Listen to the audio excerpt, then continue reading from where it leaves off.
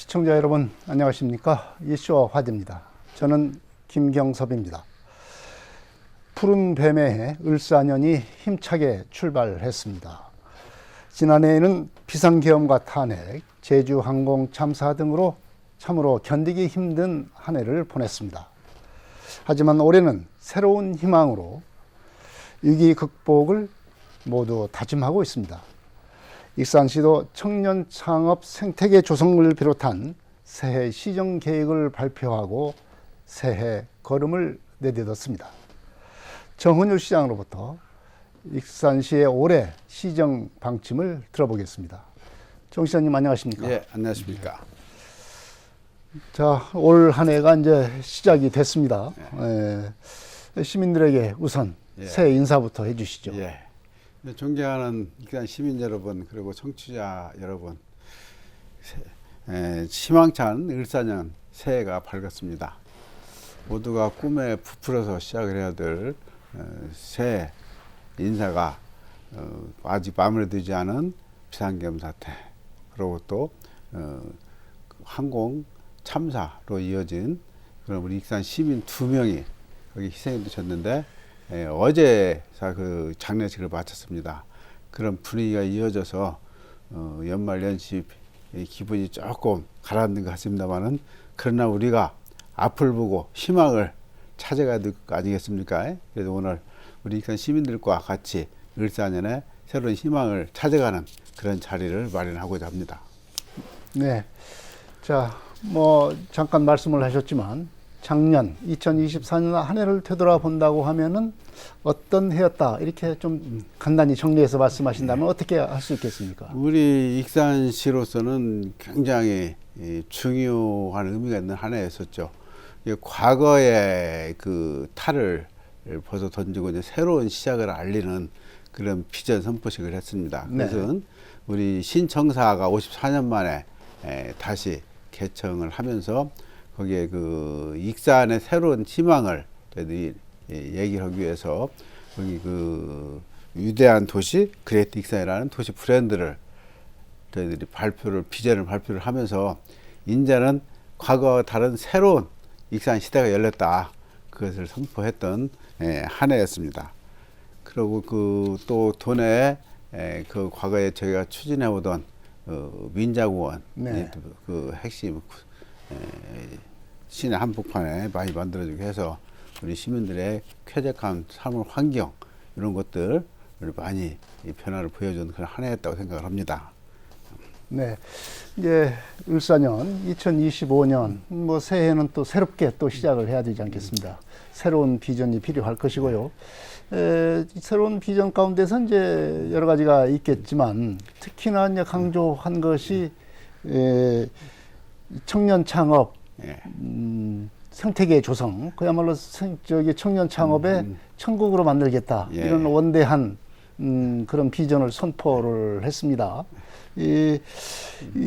지금 이 시기에 청년 창업의 생태계를 조성하는 것이 왜 중요하고, 그리고 그러므로 해서 어떤 효과가 기대할 수 있는지 말씀을 해주시죠.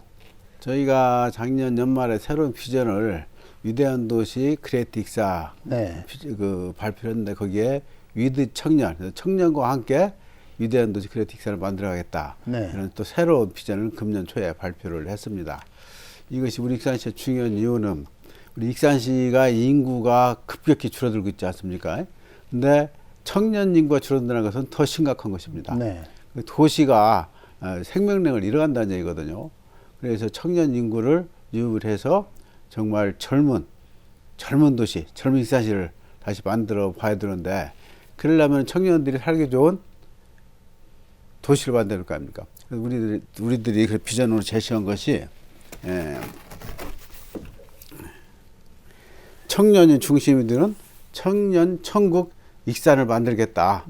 그래서 저희들이 분야별로 4개 분야로 나눠서 지금 어제 비전 선포를 했습니다.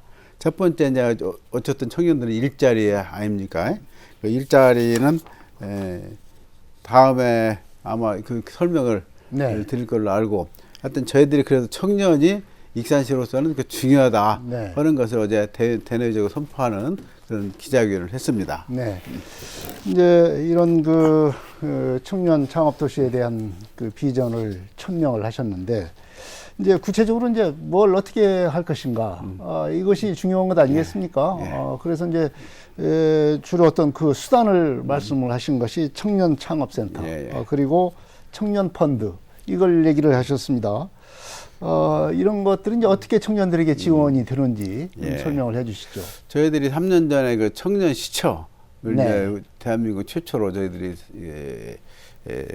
설립을 했는데, 그거의 시즌 2라고 이제 보시면 됩니다. 청년 청년 시청에다가 시즌 이제 2. 인프라를 강화를 시켜서 네. 실질적으로 청년들 취업 창업 일자리로 연결될 수 있게 하는 그런 프로젝트를 이제 만드는 겁니다. 근데 거기에 핵심이 창업입니다. 왜 창업인 거니? 사실은 지금까지는 우리 젊은이들이 취업에 많이 몰두를 했는데, 취업을 하려면 결국은 수도권을 이길 수가 없기 때문에 수도권에서 떠날 수밖에 없어요, 젊은 청년들이. 네. 그래서 지역에서 물론 이제 취업에 대한 인프라도 그 잠시 후에 설명드리겠습니다만, 그것도 많이 부각을 하지만은 창업을 중심으로 하면은 우리도 수도권하고 대등하게 우리들이 경쟁을 할 수 있는 분야가 그 분야다. 그래서 창업 인프라를 저희들이 만듭니다. 첫 번째는 우리가 그 인큐베이팅 공간이라고 해서 창업 공간을 한 200실 정도를 마련할 겁니다. 마련해서 그 젊은이들이 임대료 부담 없이 창업 공간을 확보할 수 있도록 첫 번째 해주는 게 문제고요. 사항이고요. 그 다음에 이제 중요한 것이 공간만 있다고 된 것이 아니지 않습니까? 처음에 창업 시작할 때부터 본 궤도에 오를 때까지 그 지도를 해주는 그런 그 전문적인 시스템이 있어요. 물론 이제 창업은 그 두 가지 분야인데, 첫 번째는 소상공인 창업, 그 다음에 그 기술 창업. 두 가지를 지금 하고 있는데, 소상공인 창업은 주로 이제 관내 우리 청년들 대상으로 이제 하는 것인데, 전통적인 창업이죠. 이것을 그것을 지도해주는 또 그 전담 상담사나 정담 그 요원들이 우리가 악셀러레이터라고 그래요. 악셀러레이터를 저희들이 그 창업 운영사를 저희들이 유치를 해서 그분들이 체계적으로 전문적으로 처음 시작서부터 마지막 성공할 때까지 이렇게 그 지도를 해주는 그런 시스템이 있고, 두 번째는 이제 기술 투자라고 해가지고 전국적으로 이제 경쟁을 하는 것이죠. 그래서 저희들이 펀드를 중심으로 기술 투자를 할 수 있게 요건을 만들어 놓고, 그런 기술력을 가진 사람이 익산을 찾아와서 익산을 창업을 할 수 있게 하는 이제 그 두 가지입니다. 그 두 가지를 하기 위해서는 이제 그 자산 펀드 운영사, 투자 운영사라고 이제 투자 운영사가 중요한데, 지금 현재 우리 청년 시청에 에코프로 파트너스라는 그런 그 청년 투자 운영사가 지금 하나 입주해 있고, 어제도 저희들이 두 분을 더 초청한 세 분이 그 전문가들 초청했는데, 그분들이 청년 시청에 입주를 해서 각 청년 창업자들을 나눠서 전담을 해가지고 계속 마지막에 정부의 팁스 프로그램까지 연결시켜주는 그런 역할을 이제 하게 됩니다. 그래서 전문적으로 지도하는, 멘토링하고 지도하는 그런 시스템이 이제 구축이 된다, 이런 말씀을 드리겠습니다. 네. 이제 뭐 투자 운용사라고 하는 이제 전문 업체들이 이제 익산에 상주를 하면서 이 청년 창업 희망자들에게 이제 이런 전문적인 교육을 시키고 또 창업까지 할 수 있도록 그렇게 도와준다는 그런 말씀인데, 역시 이제 이런 시스템이 갖춰지게 되면 이제 청년 창업가들이 익산을 좀 많이 찾아오게 될 수 있을지 그것을 모르겠습니다. 지금까지 해서 저희들이 전문적으로 그 펀드에 진입한 그 업체들이 이제 3개 청년 창업가들이 작년도에 여기에 지금 올라탔습니다. 탔는데 그분들도 전부 다 유지에서 온 사람들이에요. 기술을 가지고 있는 사람들. 사람들. 근데 우리 관내에 있는 우리가 소위 말하는 집토끼들은 대개 이제 소상공인 창업을 원하기 때문에 그것은 그것보다도 이제 창업 지원금, 이제 정부 지원금을 많이 보조를 해서 그 사람들이 사업화 자금을 지원함으로써 이제 사업화까지 연결시키는 건데, 그것은 우리 이제 시에서 물론 이제 국비도 많이 있습니다. 국비도 많이 받아오지만은 시에서 자체 예산을 편성을 해서 그분들한테 많이 이제 지원하는 폭을 넓히고 그러고 이제 펀드는 좀 전문성이 높은 겁니다.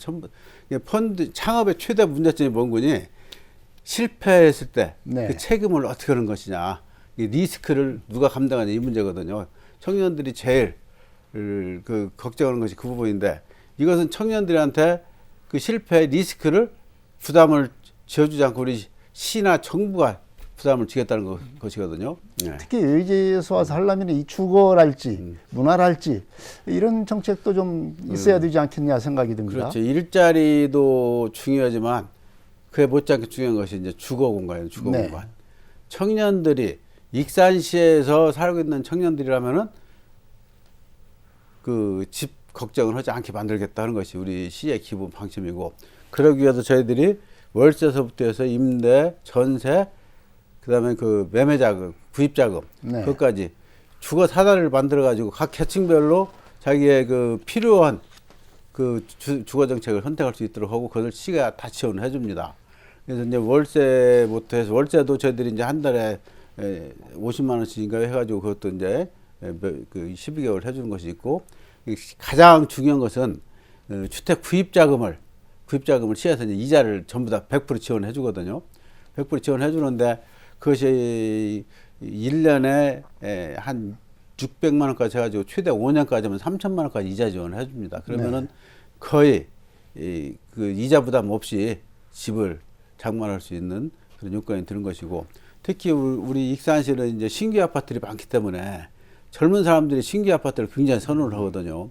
그래서 젊은 사람들이 익산에 새로 나온 신규 아파트를 찾아서 자기들이 여기서 그걸 구입을 하면은 5년 동안 이자를 계속 지원해 주기 때문에, 그렇기 때문에 초기 자금이 크게 부담이 안 될 것이다, 그런 생각을 해서 청년들이 이제 일자리고 집만 있다고 해서 살 수 있는 건 아니잖아요. 청년들은 즐길 거리가 있어야 되잖아요. 청년들 문화생활 할 수 있는 거리. 그것을 하기 위해서 저희들 지금 청년시청에도 그런 시설을 많이 만들어 놨습니다만은 별도로 우리 그 일산단하고 저 마동공원 그 사이에다가 청년 문화센터를 저희들이 조성을 합니다. 98억 원짜리 금년 국비 사업이 선정이 돼서 금년부터 저희들이 거기 공사를 하는데, 거기 두면은 거기에 건강센터나 북카페나 야외 전시장 이런 것들, 옆에 또 공원까지 어우러져 있기 때문에 청년들이 문화생활을 즐길 수 있는 그런 복합문화센터를 저희들이 지금 계획을 좀 하고 있습니다. 네. 또 시장님께서 말씀하신 것 중에 하나가 이제 익산시를 좀 녹색 정원 도시로 만들겠다. 예, 뭐 이런 것도 천명을 했습니다. 이제 그 바탕이 되는 것이 바로 이제 수년 전부터 추진했던 민간 특례 사업으로 해서 공원을 정비를 하고 거기에 이제 주거 단지를 만들고 이렇게 해서 그래서 민간이 투자하는 공원 사업을 지금 속속 작년부터 준공을 해서 올해 이제 소라산 공원이 이제 준공을 해서 이렇게 되면 4개 정도가 도심 공원이 이제 새롭게 생기게 됩니다. 이렇게 되면 숲과 주거단지가 조화를 이루는 어떤 그 도시의 모양새가 갖추어지는 것 같습니다. 어떻습니까? 지금 이런 민간 특례 사업으로 한 공원 조성 사업 효과가 좀 어떻게 지금 나타났다고 보십니까? 최근에 많은 시민들께서 익산시가 완전히 달라지겠다는 것을 정말 체감할 수 있겠다, 그런 말씀하신 분들이 많이 늘어났어요. 그것은 무엇보다도 우리 주변 환경이 많이 달라진 건데, 먼저 저희들이 이제 500만 그루 나무 심기를 해서 지난 연말까지 목표 달성을 하고 있는 1000만 그루 나무 심기를 다시 또 시작을 합니다. 네. 시내에 빈 공터가 보이는 곳마다 저희들이 전부 다 나무를 심고 공원을 조성하고 정원을 만들고 다 그랬거든요. 그 중에 대표적인 것이 좀 전에 말씀하신 우리 민자공원입니다. 그 시내 한복판에 그 대형 공원을 갖는다는 것이 쉽지가 않거든요. 이제 그 도시의 허파라고 볼 수 있는 공원인데 그것을 시내 한복판에 갖게 됨으로써 시민들 건강에도 굉장히 도움이 되지만은 우리 시내 익산시 환경 자체가 완전히 달라지고 있다. 이번에 저희 지난 연말에 2024년도 10대 시정 뉴스를 저희들이 시민들한테 여론조사를 해보니까 1번이 저는 시청 청사가 1번에 나올 줄 알았어요. 네. 근데 의외로 민자공원 1번 하셨더라고요. 시민들이 민자공원이 뭔지를 이제 많이들 아시는 거예요. 이제 처음에는 오해도 많이 하셨고, 도대체 뭘 하고 멀쩡한 나무 이렇게 잘라가면서 이렇게 뭐 아파트를 짓나 했는데, 지금 다 쳐놓고 보니까 이제 이렇게 조화들을 하셔요. 근데 그 중에 이제 마지막 하나 남은 것이 이제 소라산 공원인데, 소라공원도 금년 상반기 중에는 다 준공이 듭니다. 네. 그러면 이제 당초에 계획했던 대로 네 군데가 전부 다 이제 준공이 되면 시민들 품으로 돌아가고, 그렇게 되면 시민들이 정말 쉬실 수 있는 휴식 공간이 많이 늘어날 거다, 그런 생각을 합니다. 네. 또다시 이제 도심의 어떤 변화를 우리가 생각을 해보자면은 지금 그 청사 자리, 좀 철거되는 청사 건물 자리에다가 이제 광장을 조성하고 여러 가지 이제 주민 편의 시설도 갖추게 돼서 시민의 공간으로 만드는 것도 새로운 또 변화가 되는 그런 상황이 아닌가 생각이 듭니다. 지금 언제까지 이게 마무리가 됩니까? 우리 신청사 공사가 완전히 끝난 게 아니고, 일단은 이제 입주문을 한 것이고, 이제 주변의 조경까지 다 끝나야 이 사업이 끝나는데, 금년 연말까지 갑니다, 이게. 네. 지금 벌써 현재 하고 있는 것은 기존의 구청사를 지금 철거하는 작업이 이번 달부터 시작을 해서 3월 달까지는 철거 작업이 시작될 거예요. 그러면 이제 그 밑에다가 저희들이 그 지하로 해가지고 이제 그 다목적 홀이랄지 시민들 뭐 그 동아리 홀이랄지 작은 도서관이랄지 시민들 쓸 수 있는 공간들이 그 밑에 이제 들어섭니다. 네. 들어서고 그 위는 딱 덮고 정원을 만들고, 그리고 또 그 작은 광장을 겸한 정원이죠. 그렇게 해서 멋있는 정원으로 해서 시민들한테 돌려드리는데, 그것이 금년 11월 정도에 다 끝날 걸로 완전히 봅니다. 끝나는 것은 11월 전이다. 네. 그러면 이제 그때 비로소 시청사가 이제 청사가 준공이 되는 겁니다. 네. 또 하나 익산이 이제 아주 중점적으로 추진했던 것이 왕궁 정착농원 자연보건 사업입니다. 정말 그 지난 그 수년 동안 이 왕궁 정착농원에 매입을 해서 이 매입이 완료가 돼서 이제 자연복원을 하는 그런 사업을 지금 추진을 하고 있는데, 그런 작은 복원 사업 중에 하나가 바로 이제 소위 말해서 뉴 에덴 프로젝트라고 하는 것을 구상을 하고 있습니다. 여러 가지 이제 준비가 되어 가고 있는 것 구상은 준비가 되어 가고 있는 것 같습니다. 이래서 이렇게 자연복원 사업과 이 뉴 에덴 프로젝트가 가동하게 되면 이 왕궁 정착농원 자리가 상당히 시민들에게 상당히 그 말하자면 그린 도시로서의 그린 공간으로서의 어떤 그 면모를 갖추게 될 것 같습니다. 이거 어떻게 지금 추진을 하고 있습니까? 그 왕궁 정착농원을 그동안에 이제 국가 전라북도 저희 해서 매입을 다 마무리를 졌습니다. 네. 그 공간이 이제 그 중간중간에 사유지까지 합하면 70만 평이 되거든요. 그것을 이제 어떻게 저희들이 조치를 할 거냐가 이제 숙제인데, 현재 정부에서는 그것을 생태 복원하는 사업 대상으로 지금 선정을 했습니다. 네. 그래서 이제 금년도에 용역을 하면은 최종 사업 규모가 나오는데, 지금 적어도 1,500억 아니면은 최대 2,000억짜리까지 규모가 될 것 같아요. 그렇게 하는데, 그 넓은 지역을 생태적으로 복원만 한다는 거, 이것도 좀 아쉽지 않습니까? 네. 뭔가 좀 그것이 활용이 돼야 될 거 아닙니까? 그래서 그 한쪽에는 저희 관광으로 활용할 수 있도록 생태 복원 겸 관광 프로젝트인 뉴 에덴 프로젝트라고 해서, 이게 영국에서 그 시작된 그 환경 생태 복원 운동인데, 지금 영국이 이 각 대륙에다 한 군데씩 지금 해주고 있어요. 대한민국이 두 번째 지금 하는 겁니다. 근데 그분들이 높이 산 것이 그 한센인데 스토리를 높이 산 거예요. 그러니까 그 스토리에다가 그 훼손된 생태를 복원하는 거, 그것을 같이 가미를 하면은 이거야말로 생태 교육의 현장이 되겠구나, 아마 그렇게 판단을 하신 것 같아요. 그래가지고 같이 해서 한 달 후에 저희들한테 그 사람들이 기본 구상을 보내왔는데, 그걸 보니까 정말 가슴이 설레더라고요. 그래서 우리도 이제 펀딩 방법을 거기다 구체적으로 제시를 해달라고 그랬는데, 이제 그분들 생각은 이런 스토리가 있고 좋은 구상이 좋기 때문에 해외에서도 투자자를 찾을 수 있겠다, 이제 그런 얘기를 하고, 여러 가지로 이제 저희들이 이제 펀딩 방법은 본격적으로 용역에 들어가면은 그 찾아 이제 그분들 논의를 할 것인데, 그 특히 중국의 이제 청도가 바로 그 가까이 이웃에 있는데 거기하고 같이 시너지 효과를 내면은 그 프로그램이 서로 이제 좀 다르게 돼 있거든요. 그래서 그 프로그램을 같이 이렇게 운영을 하게 된다면은 굉장히 폭발적인 효과가 있을 것이라고 큰 기대를 좀 하고 있습니다. 네. 또 시장님께서는 익산하면은 이 한문화의 뿌리라고 하는 정체성을 매우 지금 뭐 있는 자리에서마다 지금 강조를 하고 있습니다. 익산이야말로 좀 한 원료에 한류의 뿌리가 있다. 아마 이런 얘기인데요. 뭐 여러 가지 이제 뭐 백제 문화도 있고 여러 가지 이제 사업들을 지금 하고는 있는데 올해 특히 이제 관심을 갖고 주목을 할 만한 것이 황등호 역사문화공간입니다. 이것이 이제 익산에 황등호가 있다라고 하는 것은 우리 이제 어르신들을 비롯해서 우리가 알고 있는 사항인데 이 황등호 복원을 하려면 대단히 쉽지 않은 사업인 것 같습니다. 지금 농토로 변한 상황이고 그래서 이 황등호 역사문화공간을 조성한다고 이 사업을 띄워놓으셨는데 이것을 어떻게 추진을 할 것인지 말씀을 해주시죠. 우리가 한류의 본류, 본거지다. 한류의 발생지다. 이렇게 좀 주장을 하고 비전 선포를 했잖아요. 그 근거가 되는 것이 뭔거니 익산에 우리나라 최초 나라인 만이라는 나라가 성립이 됐던 거 땅이다. 네. 그래서 우리나라 고조선, 마지막 고조선 준왕이 익산으로 내려와서 익산에 나라를 세워서 거기서부터 우리나라가 이렇게 사만으로 해가지고 대한민국이 된 거다.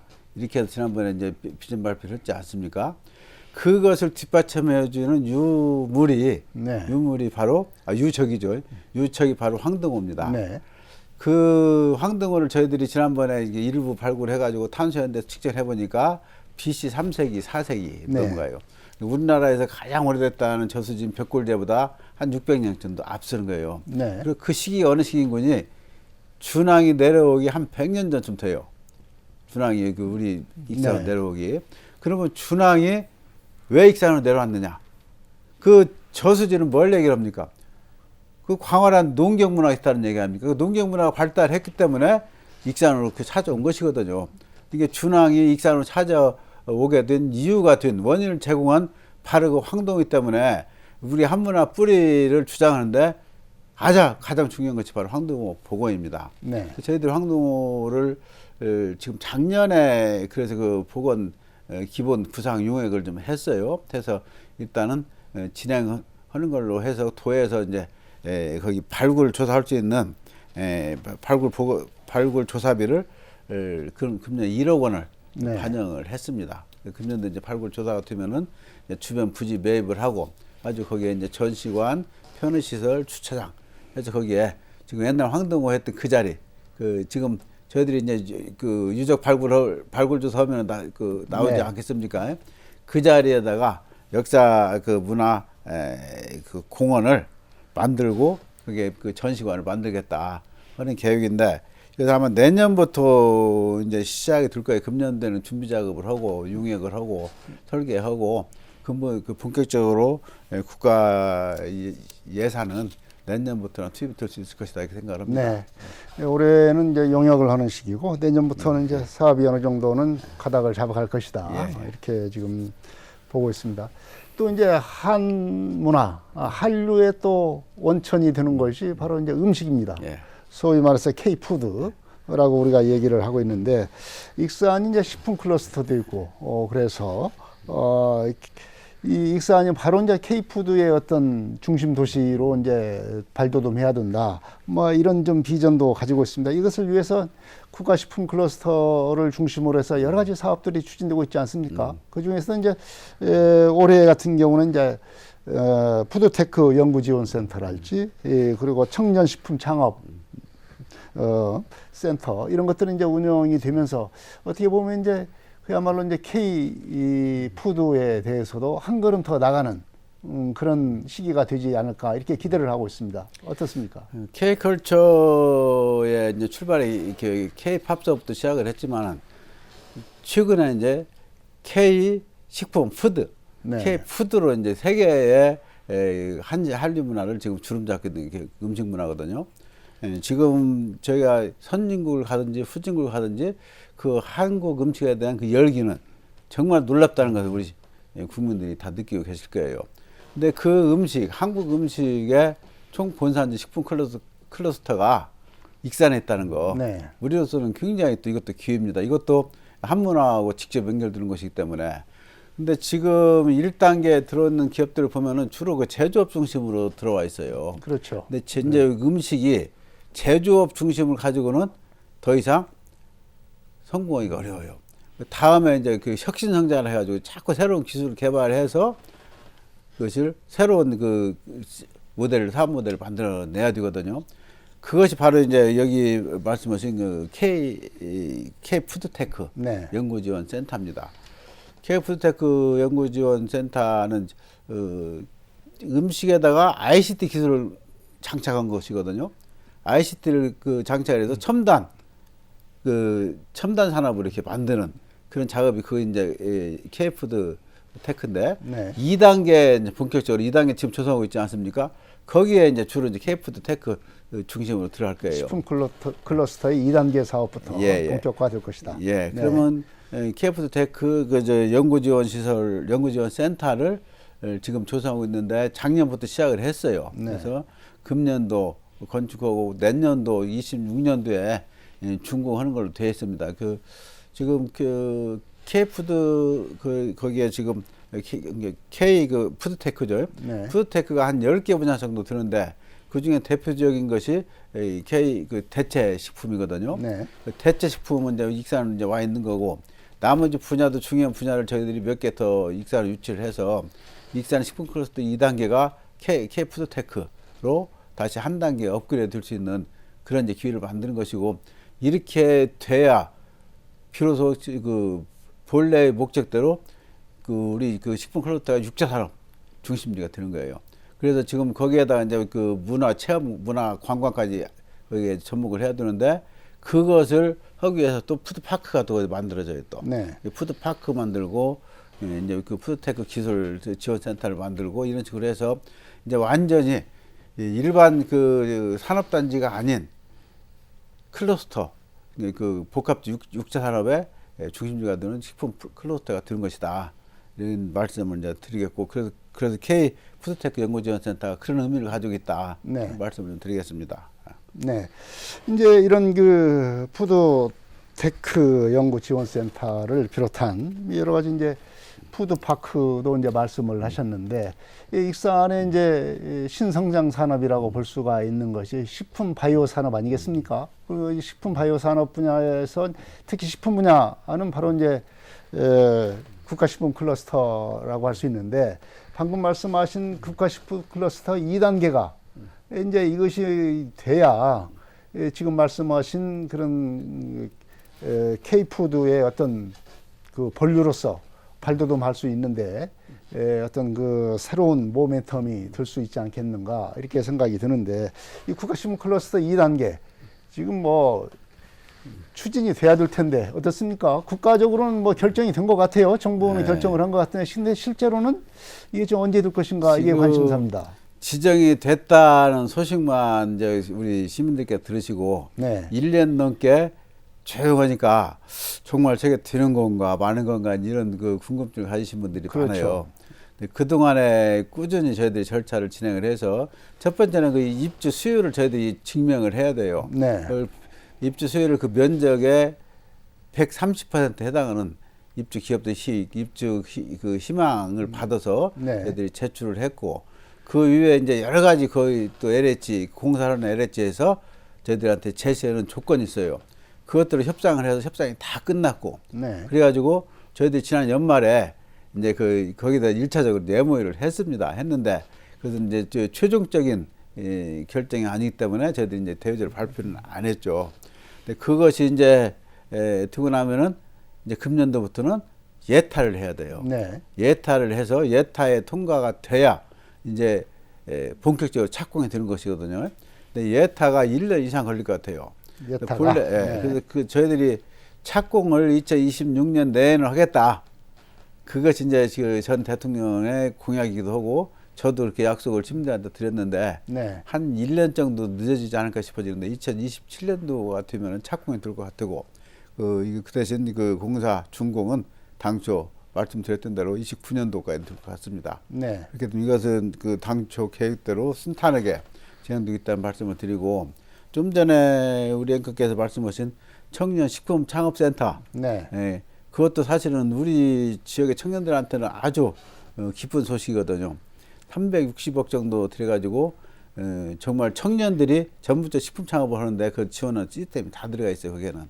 거기에는 이제 창업 인큐베이터 공간은 물론이고 거기에 이제 기숙사까지 또 창업 그 각종 시설들 그다음에 임대형 공장까지 그런 것들이 지금 다 갖춰져 있어서 우리 청년들이 창업을 정말 지금 처음부터 끝까지 원스톱으로 지원을 해주기 때문에 또 하나의 창업센터가 이게 된다.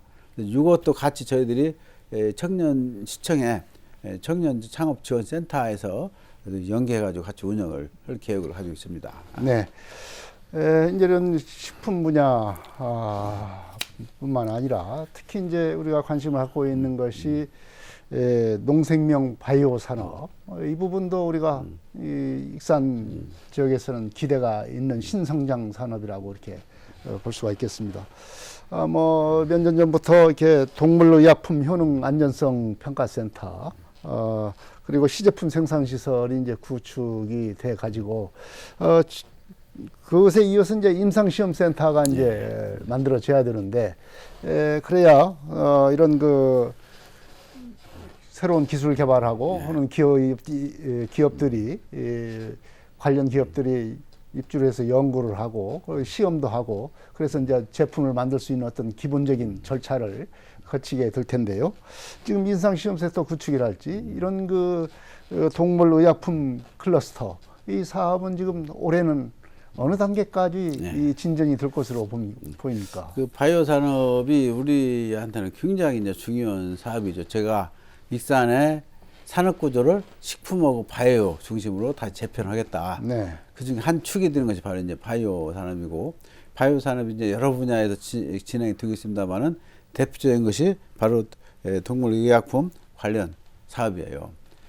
동물의약품 그 신약 개발을 처음부터 끝까지 할 수 있는 것을 모든 지원할 수 있는 시스템이 익산에 이제 만들어집니다. 네. 동물 신약을 개발하려면은 익산으로 갈 수밖에 없다. 이런 환경을 지금 만드는 거거든요. 처음에 저희들이 준공을 했던 것이 동물의약품 효능 안정성 그 점검 센터. 네. 그것을 이미 준공이 돼서 운영이 되고 있고, 그래서 평가를 받기 위해서 좀 많은 기업들이 익산에 이미 와 있어요. 네. 그래서 20개 아마 그 정도 될 것 같은데, 좀더 기업들이 오고 앞으로도 또 계속 익산으로 이제 몰려들 것이고, 그것이 끝이 아니고 이제 그것만 가지고는 되지 않죠. 그 이제 시제품 만드는 사업화하는 것도 저희들이 지원해 줘야 되기 때문에 시제품 생산 지원 센터를 지금 그 작년도에 설계를 해서 착공을 해서 네. 금년도에 본격적으로 이제 지어집니다. 그러면 저희는 시제품 생산 센터가 준공되기 전에 그 다음 단계인 임상시험센터를 착공을 하기 위해서 이미 작년에 그 예산을 1억 원을 확보를 해서 타당성 조사를 했어요. 네. 타당성 조사를 해보니까 BC 분석이라고 그러죠. BC가 1.43이 나왔습니다. 1.0만 넣으면 무조건 사업성이 있다고 보기 때문에 이것은 모든 부처에서 모든 사람들이 조건 없이 다 이 사업은 해야 된다 이렇게 됐었는데, 그래가지고 예산안까지 다 반영이 됐는데 국회에서 네. 이번에 탄핵 정국이 저렇게 되면서 국회가 파행이 돼 버렸잖아요. 그래가지고 그것은 이제 다음 회기로 넘어갑니다. 이제 금년도에 임시 국회가 열리든지 뭐 무슨 기회가 있으면은 그래서 1번 사업으로 바로 될 걸로 생각을 합니다. 그래서 이것이 되면은 3단계까지 되면 이제 기본적인 것은 거의 다 돼요. 이제 그리고 이제 4단계가 이제 그 임상 자원 센터 만들어지고 그다음에 벤처 센터인데, 그것은 이제 근본적인 것들 아니고 근본적인 1, 2, 3단계 지금 하고 있는 거 여기까지만 되면은 기본적인 시스템은 거기다 구축이 된다. 네. 다음 단계는 이제 익산 지역에서 이것을 사업화하기 위한 그 단계들이거든요. 그것들이 돼야 이제 유지해서 기업들이 와가지고 손쉽게 익산을 창업할 수 있는 공간을 만들어지기 때문에, 그래서 벤처 창업센터를 별도로 5단계까지 하면은 익산에 동물 그 신약 개발하기 위한 제약회사들은 익산으로 전부 다 몰려올 것이다. 이런 기대를 하고 지금 사업을 하고 있는 것입니다. 네.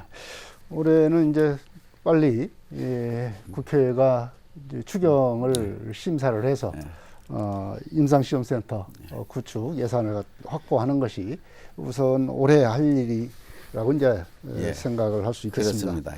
익산이처럼 여러 가지 이제 그 전망을 좋게 보고 이렇게 하는 것은 상당히 어떤 교통의 어떤 그 지리적 이점 이것이 있기 때문에 그렇지 않습니까? 뭐 도로면 도로, 뭐 철도면 철도,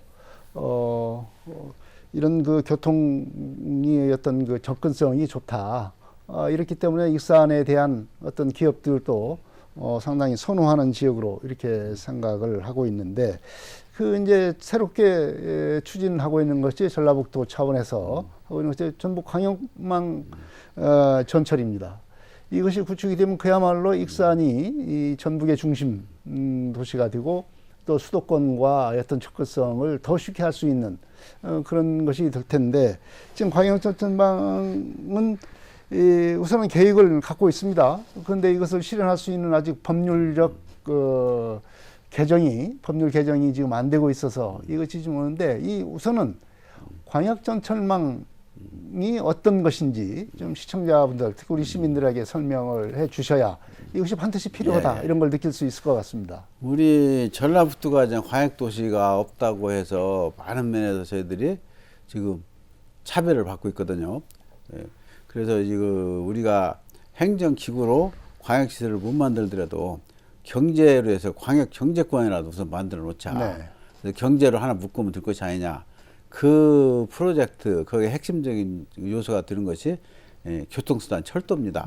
지금은 이제 교통수단이 여러 교통수단이 있지만은 지금은 시외버스나 시내버스 이런 것들은 굉장히 슈트가 되어 있고 철도 중심으로 모든 그 교통이 지금 재편되고 있잖아요.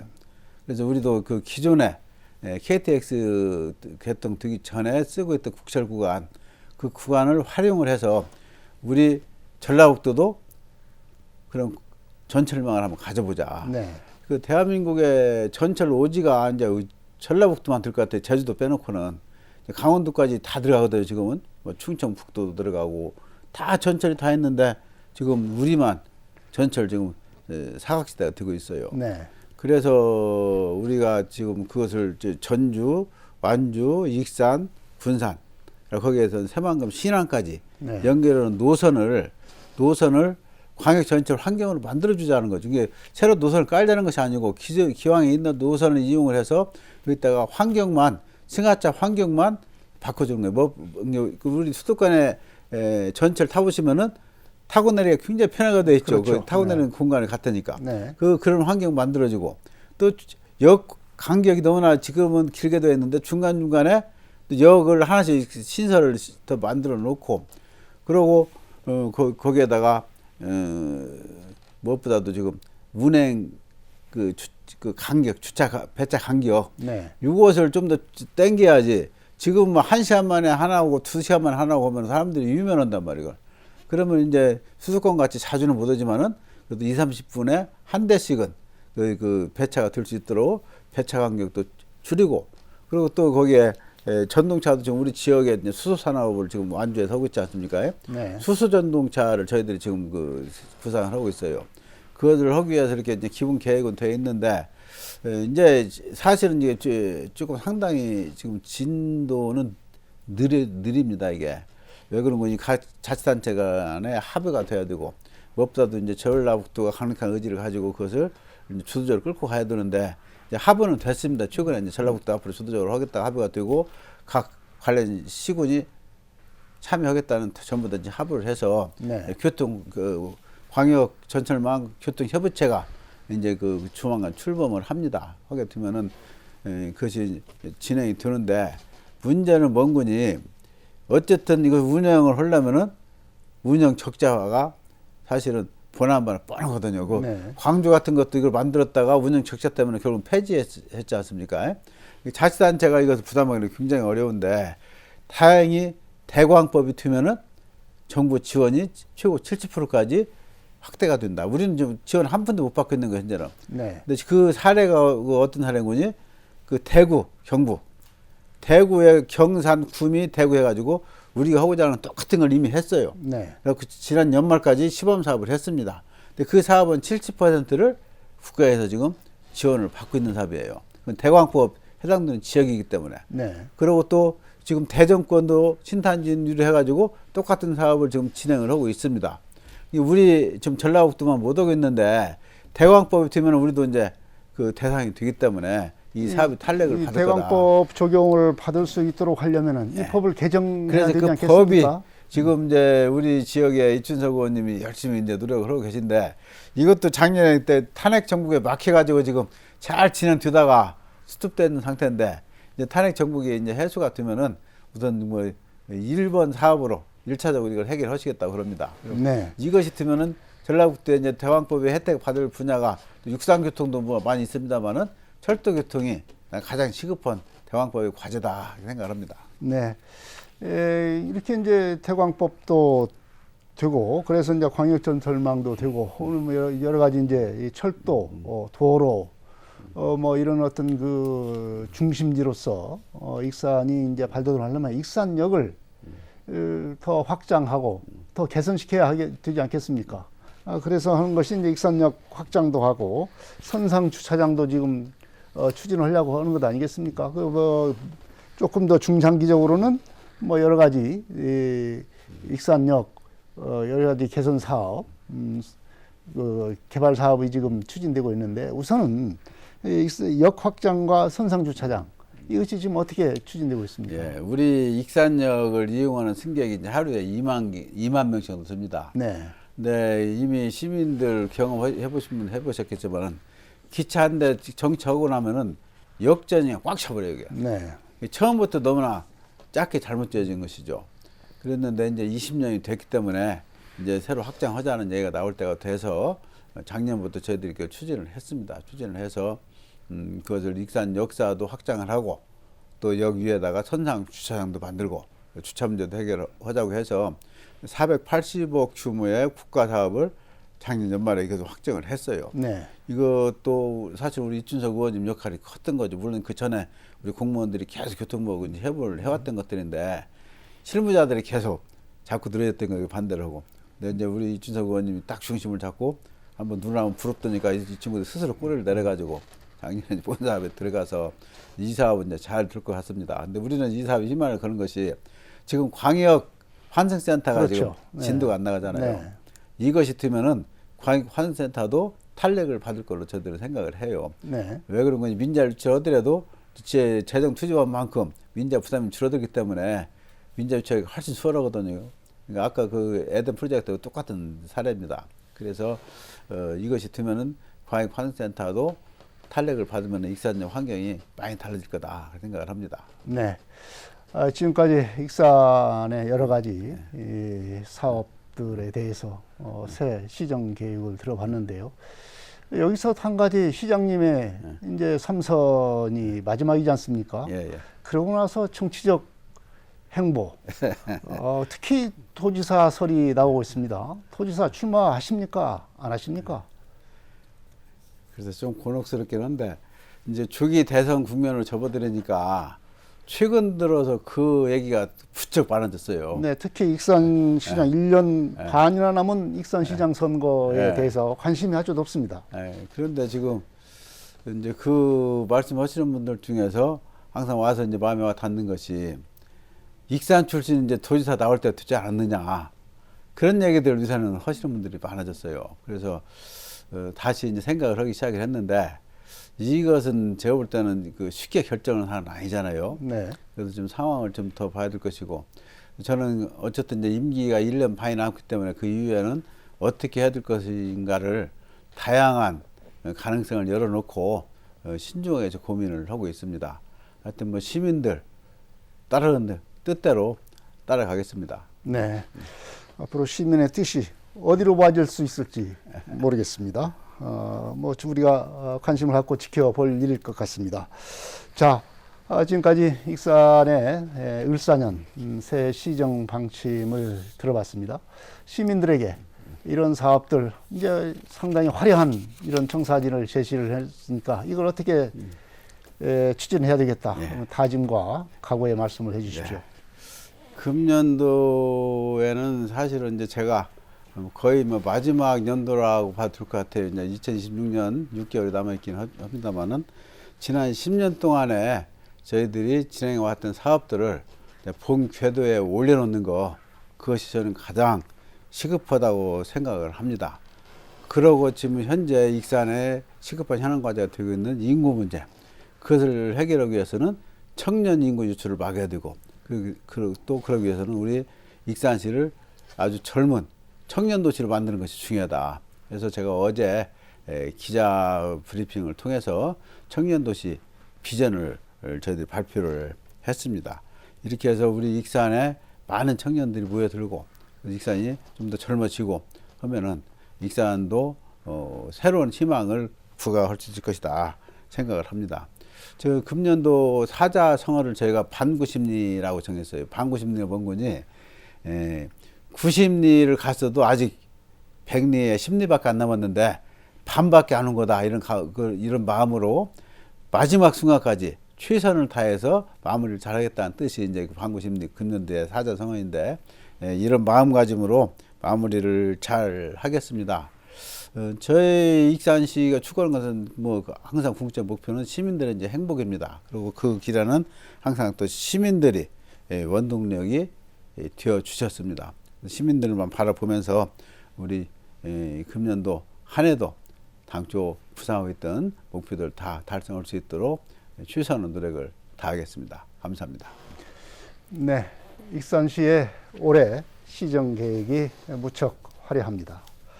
특히 청년 창업 도시를 만들겠다는 계획이 눈길을 끄는데요. 청년들이 나가는 도시에서 찾아오는 도시로 이렇게 만들어서 늙어가는 익산을 젊어지는 익산으로 만들겠다는 비전을 제시를 한 것입니다. 이런 계획들이 어떤 결실을 맺을 수 있을지 주목을 받고 있습니다. 이슈와 화제 여기서 마치겠습니다. 지금까지 정헌율 익산시장이었습니다. 시장님 오늘 고맙습니다. 예, 감사합니다. 이슈와 화제 여기서 마치겠습니다. 시청자 여러분 안녕히 계십시오. 다음 이 시간에 또 뵙겠습니다.